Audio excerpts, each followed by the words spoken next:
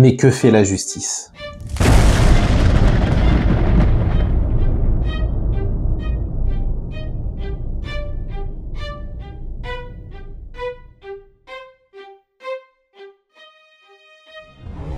Bonjour à tous et bienvenue sur la chaîne de Kinzao Actu Média. Aujourd'hui, je vais vous parler de ce qui s'est passé à Courbevoie. Je devais faire une vidéo sur un petit peu ce qui se passe au niveau de la politique, mais ce qui me semble le plus important aujourd'hui, c'est vraiment ce qui s'est passé à Courbevoie ce samedi 15 juin, du coup, où une petite fille, une adolescente de 12 ans, a été violée, séquestrée, frappée et menacée de mort par trois individus de 12, 13 et 14 ans selon ce que l'on sait, du coup. Elle dit elle-même, cette petite fille, que c'était son ex-petite amie qui était dans le lot et deux autres qu'elle ne connaissait pas forcément, qui l'ont emmenée dans un square, qui ont commencé à l'insulter, à lui demander pourquoi elle n'avait pas parlé qu'elle était juive et qui l'ont du coup menacée, frappée et violée à tour de rôle.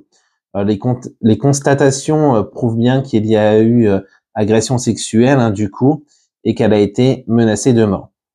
Ce qui s'est passé est un acte horrible, odieux et antisémite, puisque les trois garçons lui ont dit des horreurs sur sa religion. Ils ont parlé d'Israël, donc ils ont fait un amalgame entre eux, une petite fille adolescente française, mais de confession juive, avec ce qui se passe en Israël et en Palestine. Là, on marche sur la tête, clairement. Moi, j'en veux aussi aux parents, très clairement, parce que si les adolescents ont des réactions comme ça, c'est que le cercle familial n'y est pas pour rien. Il faut que ces parents soient entendus. Il faut que ces parents soient, on leur retire leurs droits. Il faut que ces parents, si ils ont des aides sociales, soient retirés. Très clairement, il faut que les parents payent pour les bêtises de leurs enfants. Je suis désolé, quand on est parent, c'est sa responsabilité d'éduquer leurs enfants dans la paix, tout simplement, et pas dans la haine de l'autre.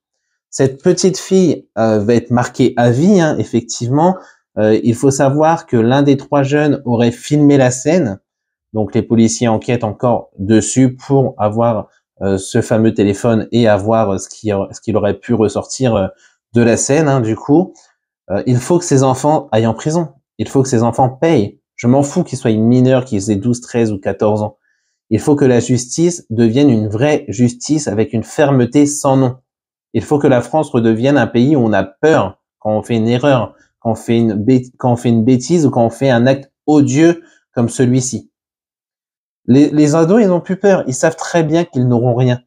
On peut voir ce qui s'est passé à Montpellier avec Samara, la jeune fille qui a été tabassée, qui a été traitée de koufar parce qu'elle ne portait pas le voile et qu'elle est musulmane.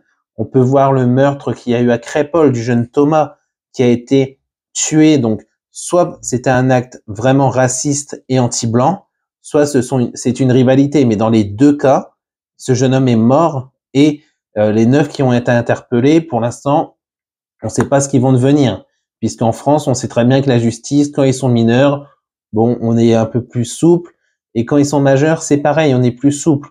Il faut être ferme, il faut arrêter, il faut que la France redevienne un pays ferme au niveau de la justice. Il faut vraiment que la justice redevienne droite dans ce pays. Il faut que la fermeté soit là, vraiment. Parce que sinon, on va droit dans le mur. Il y a eu 32% d'actes xénophobes, antisémites et racistes en plus dans notre pays en 2023. Ce chiffre est énorme, il est aberrant. Il y a eu plus de 300% d'actes antisémites depuis le 7 octobre et le massacre qu'il y a eu par le Hamas en Israël pendant ce festival. Et quand on voit que des gens de l'Assemblée nationale, des députés, osent dire c'est un mouvement de résistance, le Hamas, et ce n'est pas du terrorisme, mais c'est mettre le feu aux poudres. C'est clairement justifier ce qui s'est passé et dire aux gens qui sont en France, si vous êtes contre Israël, allez-y, tabassez des gens, tuez-les, c'est pas grave, ce sera un acte de résistance. Non, c'est pas comme ça qu'il faut que ça avance. Je suis de tout cœur avec le peuple palestinien.